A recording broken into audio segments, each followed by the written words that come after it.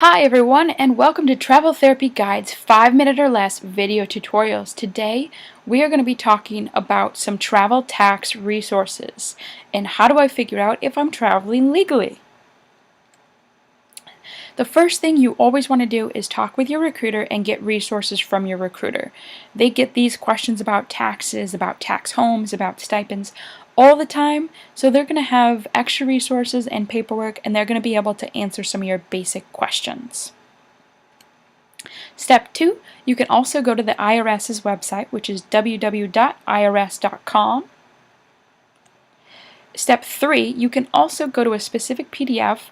That's the link right there. That's going to take you to basically the link for travelers. It's not just health travelers, it's about traveling. So it's got a link on housing, food, gas, and the different rules, regulations, and requirements. You can also go to traveltax.com. It's a wonderful resource. You can often call in for free and ask them some simple questions. They've got a lot of blog posts, a lot of different forums, and so their experience with traveling, and almost all travelers recommend them for tax resources. You can also go to your local tax person, your local CPA, and they can help walk you through some questions.